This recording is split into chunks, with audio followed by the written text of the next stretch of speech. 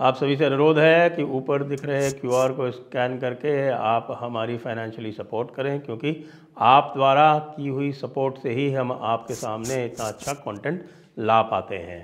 साथ में जिन्होंने सब्सक्राइब नहीं किया है वो सब्सक्राइब अवश्य कर लें और वीडियो को लाइक करें, बाद में शेयर भी करें।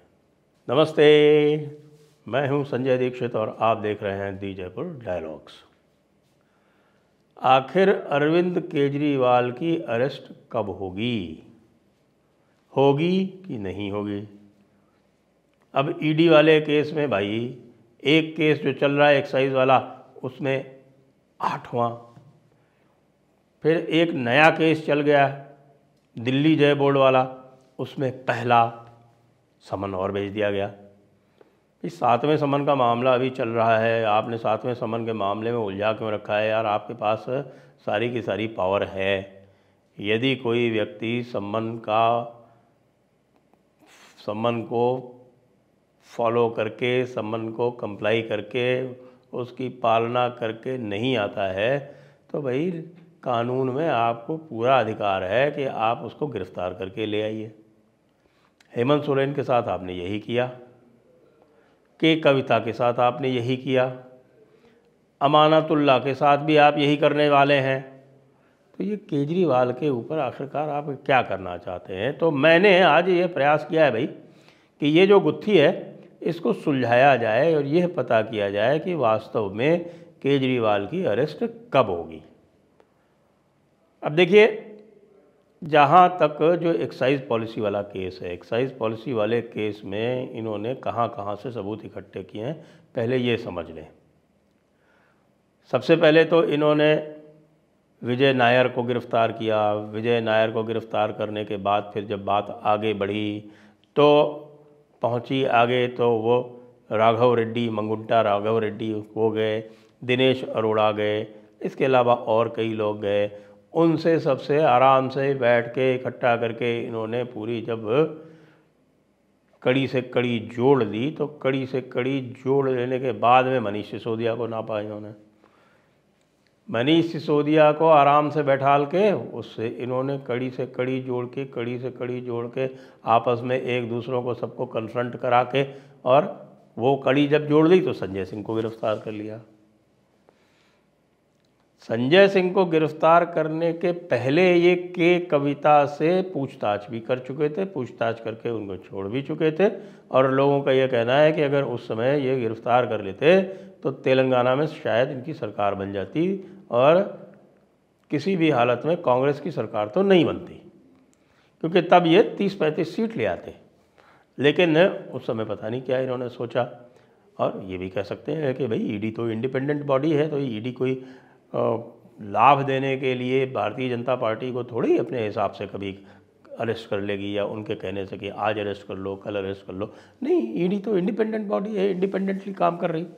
के कविता को अब इन्होंने अरेस्ट कर लिया, क्योंकि के कविता का जो मामला था वो तब पलटा जब मंगुंटा राघव रेड्डी जो है वो अप्रूवर बन गया, यानी वायदा माफ गवाह बन गया।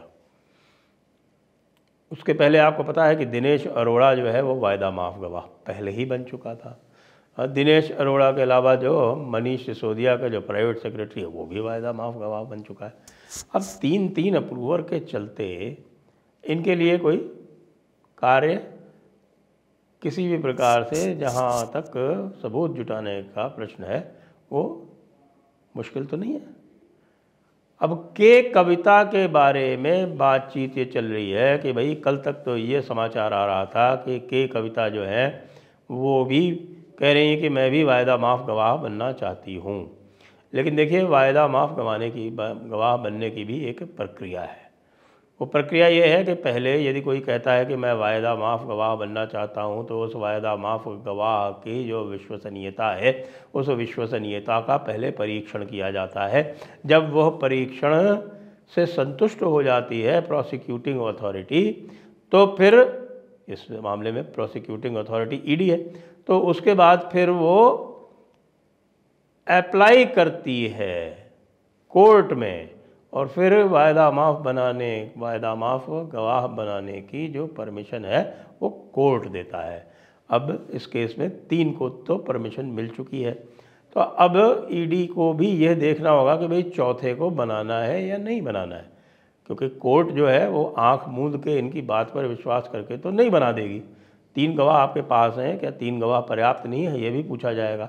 फिर के कविता को वायदा माफ गवाह बनाने से एक बात और भी हो जाएगी, यह राजनीतिक बात मुझे लगती है। तो हो सकता है कि प्रोसिक्यूटिंग अथॉरिटी भी इसको सोच के चल रही हो, क्योंकि प्रोसिक्यूटिंग अथॉरिटी के ऊपर भी तो एलिगेशंस लग सकते हैं ना, उनके ऊपर भी तो आरोप लग सकते हैं कि भाई आप जो है पॉलिटिकल विच हंट कर रहे हो।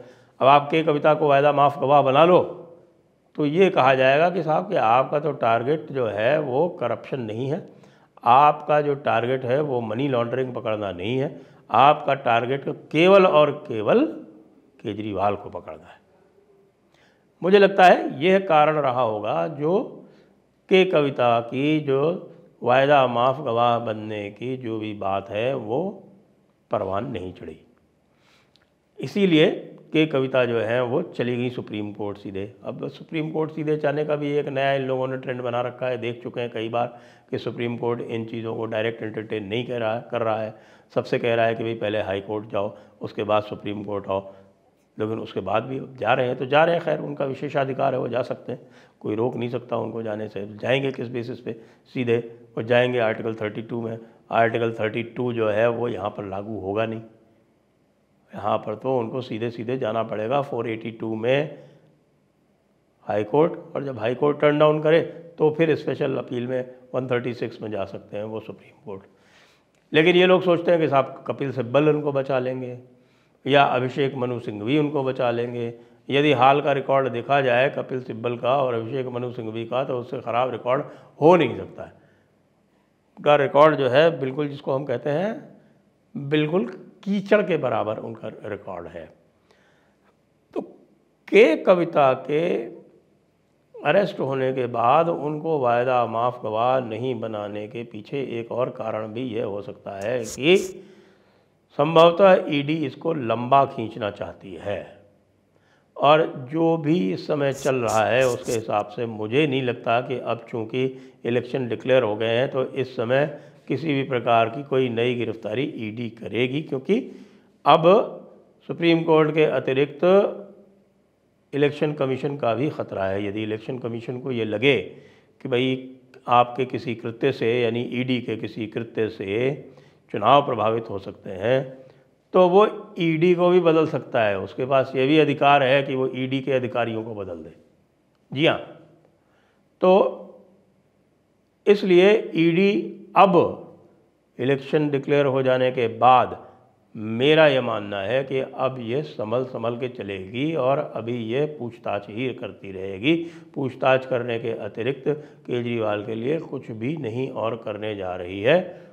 सरकार भी संभवतः यही चाहेगी, क्योंकि सरकार को भी ये लगता है कि यदि इस समय पर केजरीवाल को गिरफ्तार कर लिया गया तो बिना मतलब के एक उनके पक्ष में सहानुभूति आ जाएगी। उनके पास जो भी रिजल्ट्स आ रहे हैं, जो भी उनके पास उनके चुनाव विश्लेषण आ रहे हैं, या जो कि ओपिनियन पोल्स दूसरी सारी की सारी जो संस्थाएं हैं उनके आ रहे हैं, उनके अनुसार तो भाई ना तो पंजाब में और ना दिल्ली में आम आदमी पार्टी कोई बहुत बड़ा काम करने जा रही है। ऐसी स्थिति में मुझे नहीं लगता कि सरकार भी किसी भी तरह का प्रेशर डालेगी। वो कह रहे कि भैया ईडी जैसे तुम चाहते हो वैसे चलते रहो, और ईडी कतई किसी भी हालत में केजरीवाल पर चुनाव समाप्त होने से पहले हाथ नहीं डालेगी। सुप्रीम कोर्ट की वजह से नहीं, इलेक्शन कमीशन ऑफ इंडिया की वजह से। आज ही आपको पता हो, आज ही इलेक्शन कमीशन ने क्या किया। इलेक्शन कमीशन ने पश्चिम बंगाल के डीजीपी को बदल दिया और 6 राज्यों के गृह सचिवों को बदल दिया। और ये जो 6 राज्यों के गृह सचिव जो बदले गए हैं उनमें से 4 जो हैं वो भारतीय जनता पार्टी की सरकारें। जी हाँ, उत्तर प्रदेश, उत्तराखंड, बिहार और एक और सरकार है गुजरात।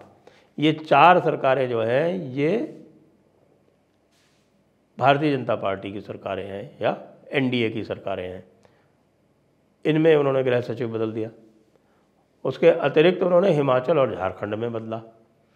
तो ये है बिल्कुल ईडी जो है कतई ये रिस्क नहीं ले सकती, क्योंकि ईडी के डायरेक्टर को कल को चेंज कर देगी इलेक्शन कमीशन ऑफ इंडिया कि अच्छा बच्चा आए हो तुम यहाँ पे हैं, हमें जो है वो बताने आए हो तुम, और यहाँ पे तुम इलेक्शन प्रभावित कर रहे हो, और गए डायरेक्टर साहब बेचारे सियावर रामचंद्र की जय। तो ये काम तो ना होगा भाई। अब आगे क्या होगा चुनाव के बाद तो केजरीवाल की गिरफ्तारी निश्चित है, और मेरा मानना है कि चुनाव होने के 1 महीने के भीतर ही केजरीवाल को नाप दिया जाएगा। उसका भी कारण है, उसका कारण ये है कि दिल्ली के चुनाव होने अगले जनवरी फरवरी में। जो भी हम देख रहे हैं, जो भी रिकॉर्ड है, और उसके लिए भी क्योंकि अब जो उन्होंने समय मांगा था सुप्रीम कोर्ट से, तो सुप्रीम कोर्ट ने भी इनको कहा था कि भाई आपने आम आदमी पार्टी को इसमें पार्टी नहीं बनाया, आपने आम आदमी पार्टी को तो छोड़ ही दिया। तो उन्होंने 6 महीने का समय मांगा था, उस 6 महीने में 3 महीने पूरे हो चुके, 3 महीने होने वाले। तो अगले जो 3 महीने जो हैं उसमें से 2 महीने तो निकल जाएंगे चुनाव में, जो अगला बचेगा महीना उससे पहले केजरीवाल की गिरफ्तारी होगी। और केजरीवाल की गिरफ्तारी होगी तो कम से कम साल भर उनको बेल नहीं मिलनी, और उस साल भर के जो बेल नहीं मिलने का जो पीरियड है उसी में दिल्ली के चुनाव होने हैं। तो सारी की सारी टाइमलाइन इसी हिसाब से की जाएगी। हो सकता है कि वो 2-3 महीने का समय और मांग लें, जो कि रूटीन में कोर्ट दे देता है। तो ये भी संभव है कि सितंबर अक्टूबर के आसपास हमारे केजरीवाल जी नप जाएं, गिरफ्तारी होगी। लेकिन मेरी भविष्यवाणी यह है कि केजरीवाल अक्टूबर नवंबर के आसपास गिरफ्तार होंगे, उससे पहले नहीं होंगे। बिल्कुल स्याह सफ़ेद आपको मैं बता रहा हूँ, ये मेरी भविष्यवाणी है। जय हिंद, जय भारत, वंदे मातरम।